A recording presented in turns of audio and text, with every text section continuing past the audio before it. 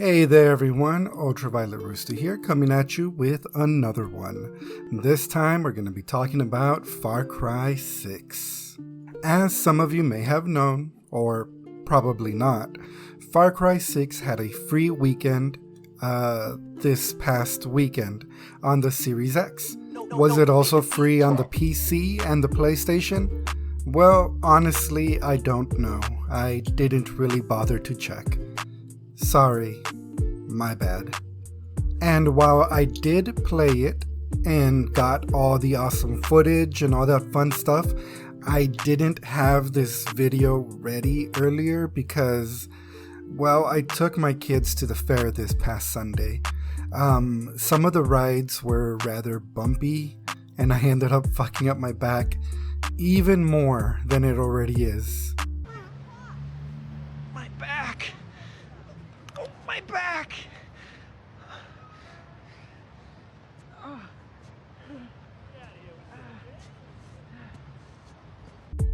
So, unfortunately, I spent most of Monday in and out of consciousness as I was under all sorts of pain meds. But I'm better now, for the most part, and here we go with the game. First of all, let's talk about the look of the game. The graphics. Does the game blow your mind with its incredible look? No, not really. I mean, it looks as good as a game, I suppose. No better than Far Cry 5 in my opinion, which looked fairly good for the consoles it came out on. But if you don't mind what seem to be almost the same graphics, then the game looks fine. As for the bugs, I mean, I played it for like a day or two, and I didn't really run into anything up until I ran into this one game-breaking bug. What the fuck is that? Is that a flying rock? In Far Cry 6? Nah, fuck that shit. My immersion is fucking broken. Come on, Guapo, my alligator buddy.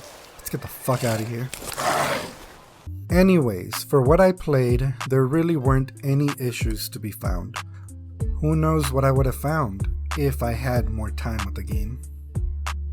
Now that you know what the game looks like, let's talk about how it feels. Yeah, well, how does it feel that I got your pen, huh? Bitch! And it feels... meh? Like, I really wish I could describe this feeling better, but as best as I can put it is that it feels like a Far Cry game. I mean, the guns seem to lack impact. You shoot things and you don't feel like you're doing anything. Almost as if all the weapons in the game are airsoft guns or something. The most fun I had was when I was running around with a pistol, and even that was fleeting. I don't know. I really only got to mess around with a handful of guns for the time I had with the game, and maybe things got better in the late game, once I unlocked more weapons or whatever. All I know is that they somehow managed to make strapping fireworks on your back and blowing up your enemies both boring and a chore. Baba, Yes, my son. tell me a story. Which one? Every game has a story to tell. Well, this one is actually pretty good, from what I managed to put together. This time, you're not some sort of white savior in a foreign land. You're actually a citizen of the fictional country of Yara, which I think is supposed to be a stand-in for Cuba. Except this Cuba stand-in has the cure for cancer. Yes, that's actually a thing in the fucking game. The thing is, cultivating the cure is both dangerous and deadly because, lol, zero regulations. So they have to convince their citizens to work. You play Danny, an unconvinced citizen who is trying to get the fuck out of Yara when plot happens. Now you are left to seek the help of revolutionaries who are fighting against the machine to try and find a way off the island. But before they can help you, they need you to do one little thing for them. Just a small favor. You know, just topple an entire government and kill all their enemies. Okay, thanks, bye. Seriously, you would think taking out one fort is enough, but no, they need you to do everything for them, as these games are wont to do. It's not a bad story, but some of the dialogue is pretty bad. They do that thing where everyone speaks almost flawless English, except for that one Spanish word thrown in at the end because, you know, Español. Anyways, so far the story was okay. You could really tell the game is supposed to be set in a Cuban analog. Even though I never made it to the main island, I got to see all these little neat things in the tutorial area, as I'm calling it. You have this neat little cantina where you meet Juan. Yeah, Juan, how original. And Guapo, your little alligator buddy with a gold tooth.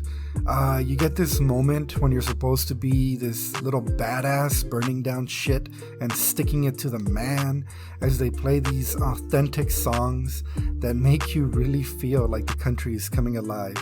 I don't know, but I really enjoyed these moments. Finally, did I have fun? Well, you know what? I kinda did. For all the little things that annoyed the hell out of me, I had fun playing the day or two that I had it, riding horses around, telling Guapo to eat peeps, learning to drive all over again. Like seriously, why the fuck does every game make it so hard to fucking drive a goddamn... Anyways, shit was fun. The game is, as far as I know, available on almost everything except like the Switch and your phone. And as far as I know at the moment, you can find the game for like $30, give or take, if all you're looking for is the base game. Now, is it worth it? Well, using my convoluted rating system, I give it a solid 4.5 out of 7. So in my modest, most humbling opinion, wait for a sale. Get the game for like $14.99 or $19.99 if you really want it. But as for me, I'm gonna wait till it comes to the Game Pass in earnest, and if it doesn't, I'll probably be skipping it. Anyways, this was Ultraviolet Rooster. I'll see you guys on the next one.